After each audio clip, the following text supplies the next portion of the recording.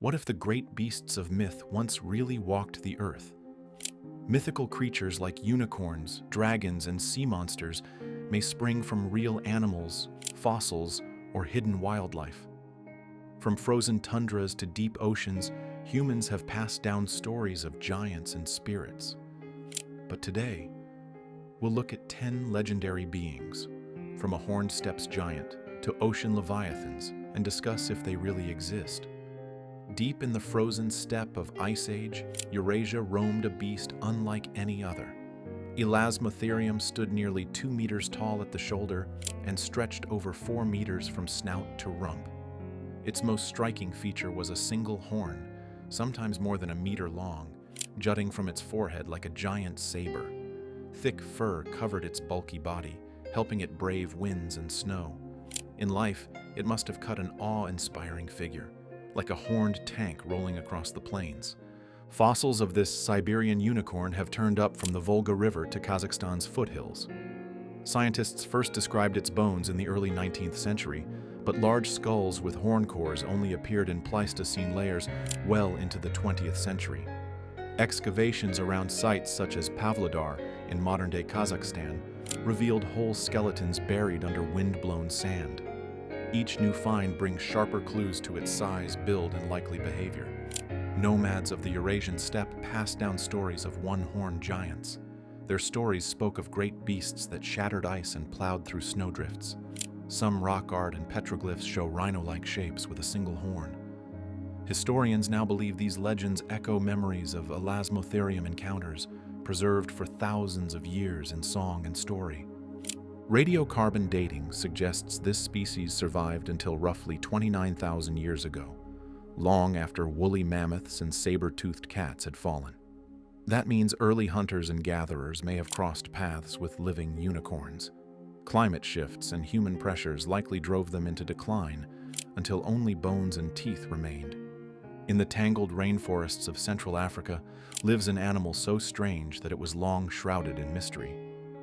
The Okapi looks part zebra, part giraffe. Dark brown body with white stripes on its hind legs, a long neck, and a bluish tongue that can reach out 30 centimeters to strip leaves. Standing nearly 2 meters high, it moves through the undergrowth with quiet grace, always staying close to dense vegetation. For centuries, local hunter-gatherers in what is now the Democratic Republic of Congo knew the Okapi well. They called it the forest's gift and painted its striped legs in ritual art. To them, it was never mythical. It was a shy companion of the deep woods, so rarely seen by outsiders that they treated its existence as a sacred secret. Western science only learned of the Okapi in 1901 when British Administrator Sir Harry Johnston received skin samples and skulls from local guides. He sent them to London, where zoologists confirmed a brand new giraffid species.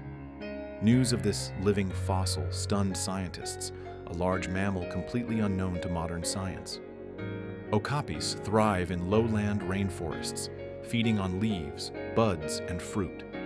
They walk alone, marking trees with scent glands and using their agile tongues to clean their eyes and faces. Their striped hindquarters help them vanish among shafts of light and shadow. Though no magic breathes life into them, their hidden ways make them feel like creatures from a dream. On a handful of Indonesian islands, Komodo, Rinca, Flores, lives the largest lizard on Earth. The Komodo dragon can grow up to 3 meters long and weigh over 70 kilograms. Muscular limbs, a thick tail, and rows of serrated teeth give it a fearsome look. Its skin is armored with tiny scales, and its forked tongue samples scents in the air, guiding it toward prey or carrion. Island elders have long told of fire-breathing monsters that roamed jungles and beaches at dusk. They spoke of dragons with a breath so hot it could ignite tinder. Though no flame ever curled from a Komodo's jaws, its deep hissing exhalations and stealthy approach in dry grass could seem otherworldly to a frightened traveler. European scientists first confirmed Komodo dragons in 1910, when a Dutch official raised alarm after hearing stories from villagers. An expedition sent back live specimens and skin samples. When these giants arrived in Leiden's museum, zoologists realized they had a new species of monitor lizard, one so large it redefined the limits of reptile size. Komodo dragons are ambush hunters. They lie still on game trails, waiting for deer, wild pigs, or water buffalo to pass by. A lightning-fast charge lets them tear flesh with razor-sharp teeth. Bacteria and mild venom in their saliva weaken prey over days. They can even swim between islands in search of food, a skill that aids their survival in an ocean of territory. The narwhal is a whale that wears a spiral spear. This tusk can grow over 2 meters long and twist like a unicorn's horn. It is an overgrown tooth poking out through the whale's lip. Inuit hunters have known narwhals for centuries and used broken tusks for tools and art. In medieval Europe, traders sold narwhal tusks as unicorn horns. Kings paid huge sums for these magic wands, believing they could cure sickness and detect poison. Merchants wrapped the tusks in silks and sold them as rare treasures in royal courts from Paris to Prague. Narwhals live in Arctic waters around Greenland, Canada, and Russia. They form pods of 10 to a few hundred and hunt under sea ice. Using echoes made from their tusks and jaws, they navigate murky depths and find fish, squid, and shrimp. This sonar-like sense lets them dive over 1,000 meters and stay down for 20 minutes. Biologists study narwhal tusks to learn about ocean chemistry, tiny holes in the ivory record growth layers and trapped bubbles of air. By slicing these layers, scientists piece together past sea temperatures and pollution levels. Narwhal tusks have become living data logs for a changing Arctic. These whales now face new threats. As ice melts, ships move further north and noise rises. Narwhals rely on quiet channels under ice to hunt. Steamships and sonar can drive them from their feeding grounds. The IUCN lists them as vulnerable. Conservation groups work with Inuit communities to set safe shipping lanes and protect key winter habitats. The narwhal's spiral tusk reminds us how real animals can inspire myths. Once prized as unicorn horns, these whales now carry science itself in their ivory. They show us that the most wondrous legends may grow straight from nature's design. The Kilacanth was long thought to be a creature of the past. Fossils date back 400 million years, and scientists believed they vanished 66 million years ago. Then, in 1938, a living Kilacanth was hauled up from deep waters off South Africa's coast. Marjorie Courtney Latimer, a museum curator, spotted its strange lobed fins and sent word, "This living fossil stunned the world." Kilacanths have fleshy, paddle-like fins that move like limbs, hinting at how fish first crawled onto land. Their bodies can reach 2 meters long, with blue-gray scales and a 3-lobed tail. Day and night, they patrol steep underwater caves at depths of 150 to 700 meters, using electroreceptors around their snout to sense prey in darkness.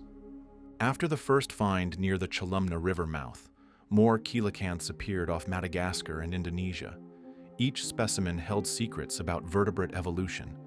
Scientists sliced into preserved specimens, studying their DNA and bone structure. These studies rewrote textbooks. Kilacanths split from other fish before the rise of amphibians, linking fish to the first land animals. Local legends among fishermen spoke of ghost fish that haunted deep channels. They called them pangas and feared their glowing eyes in nets. When researchers arrived, guides pointed to secret spots where nets snagged on hard carapaces. Stories of strange, groaning calls underwater matched the fish's slow-motion swimming. The discovery of living Kilacanths reshaped biology. It showed that some lines of life can slip through mass extinctions and hide in uncharted depths. Today, Kilacanths remain rare and protected. Marine reserves around their habitats limit fishing and diving. Deep-sea cameras watch their caves, seeking clues to ancient life. In 1992, scientists in the Annamite Mountains on the Vietnam-Laos border described a new mammal so strange it earned the name Asian unicorn. The Sola looks like a deer crossed with an antelope, with 2 straight horns that sweep back gracefully. Only a handful have ever been seen by cameras or traps. Local villagers told legends of a spirit cow living in misty forests. They spoke of a shy creature that vanished at the slightest sound. Rare sightings at dawn or dusk became ghost stories around campfires. When biologists learned of these stories, they set out to find proof. Field teams used low-impact traps baited with salt licks. In 1997, they captured live Solas, recorded measurements, and fitted radio collars. Each animal weighed about 80 kilograms and stood a meter tall at the shoulder. Their coats are dark brown with white facial stripes. They feed on leaves, shoots, and fruit in evergreen forests above 300 meters elevation. Solas face grave dangers. Their undiscovered range spans a remote belt of forest threatened by road building and hydropower. Illegal snares set for tigers and deer trap Solas by mistake. Conservationists work with local communities to remove traps and map key valleys. Air surveys search for herds, while camera traps track movement. The Sola is critically endangered. Perhaps only a few dozen remain in the wild. Yet each new camera image brings fresh hope. International groups fund training for park rangers and eco-guides, teaching villagers that saving Solas can boost ecotourism and protect water sources downstream. This rare bovine, born of legend, shows that today's myths may point to hidden species. In the hush of Southeast Asia's forests, the Asian unicorn still roams, waiting for us to prove that some miracles are real, not just in storybooks. Long before dinosaur bones became museum pieces, Scythian nomads of the Central Asian steppe dug up strange skulls poking through the desert sand. They found low-beaked faces and broad, four-legged frames half buried in wind-blown gypsum. To their eyes, these stone beasts had the head of an eagle and the body of a lion. Thus began the first stories of the griffin. In ancient stories, griffins patrolled gold fields and guarded temple treasures. Artists in Greece and the Near East carved winged lions in temple friezes, their hooked beaks and hefty forelimbs lifted from whispered legends.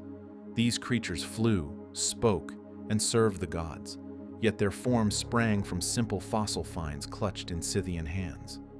Modern paleontologists trace the griffin myth directly to Protoceratops, a sheep-sized dinosaur that lived in the Gobi Desert some 75 million years ago.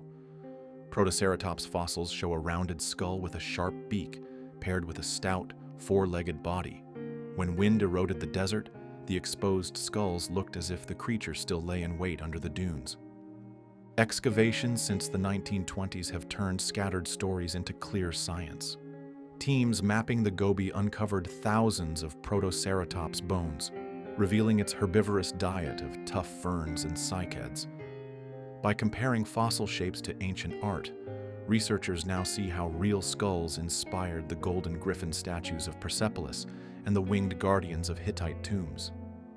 The link between fossils and folklore offers a vivid lesson. Myths can guide scientists to real discoveries.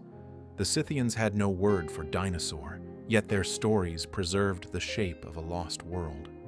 When explorers dug deep enough to find these fossils, they reconnected myth and science in a single desert wind. Cyclops were mighty, one-eyed giants in Greek myth. Homer's epic describes towering brutes with a single eye in the middle of their foreheads. Sailors told of landing on island shores only to flee from these fearsome beings. In truth, those eyes came from ancient elephant skulls buried in Mediterranean sands. On islands such as Sicily and Crete, tiny elephants once roamed during the Pleistocene.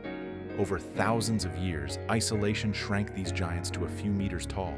When their bones lay exposed by wind or rain, the broad nasal opening at the top of the skull looked just like a single round eye socket. To passing Greeks, it seemed a cyclops skull.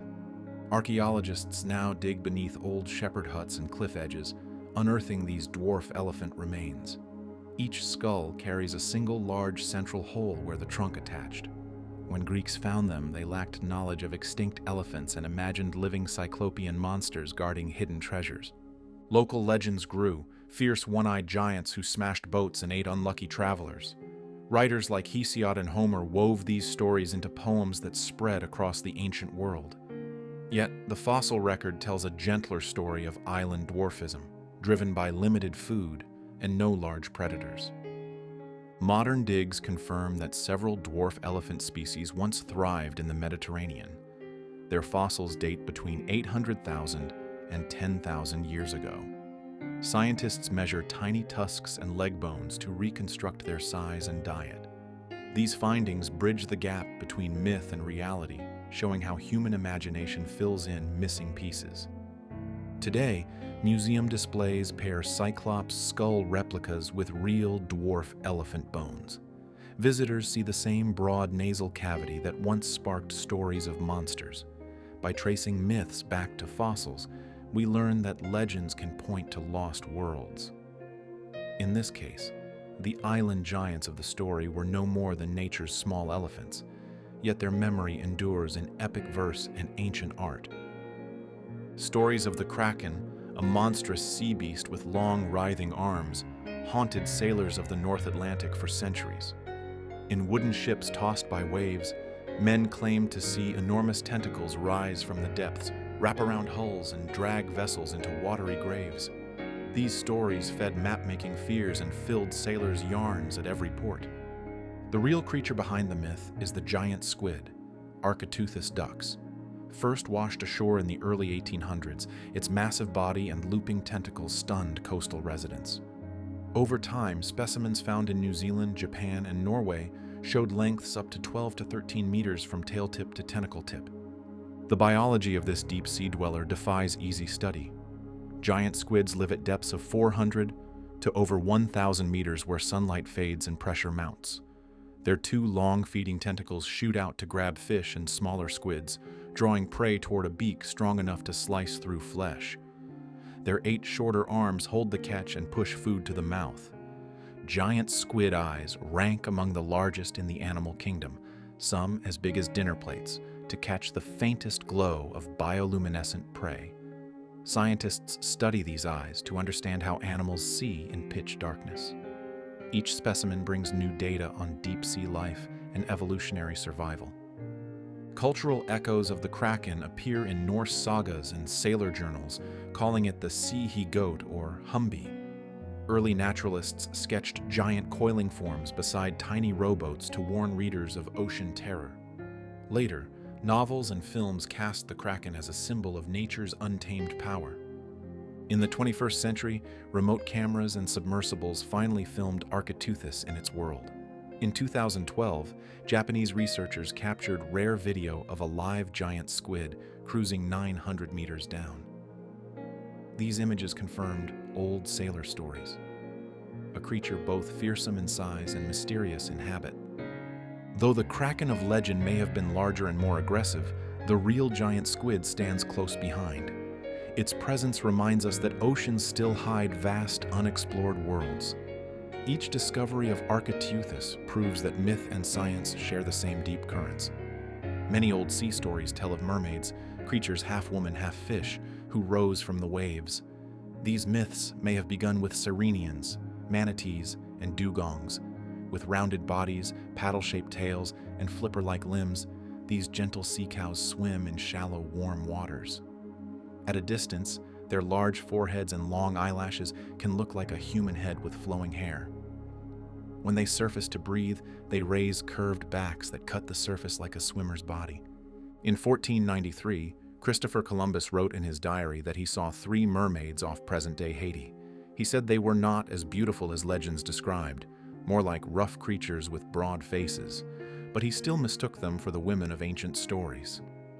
Other early sailors made similar guesses when they saw small groups of sirenians resting near coastal grass beds. Manatees and dugongs eat seagrasses, using their front teeth to graze. They move slowly, often in family pods of 2 to 6 animals. They call to each other with soft whistles and squeaks below the water. They surface every few minutes to breathe air, rising like slow ships. Their calm behavior and gentle eyes gave sailors hope that mermaids might exist. Yet these sea cows lack human bodies or magic powers. Modern science shows they belong to an order of mammals that split from elephants millions of years ago. Their flattened tails, flipper limbs, and warm water homes explain the old stories. What seemed like a mermaid's luring gaze was simply a siren's calm stare. From horned giants of icy plains to sea beasts of myth, Each story springs from real animals that walked, flew, or swam our world. Science peels back legends to reveal true wonders and shows how stories guide us to discovery. Which of these hidden wonders surprised you most?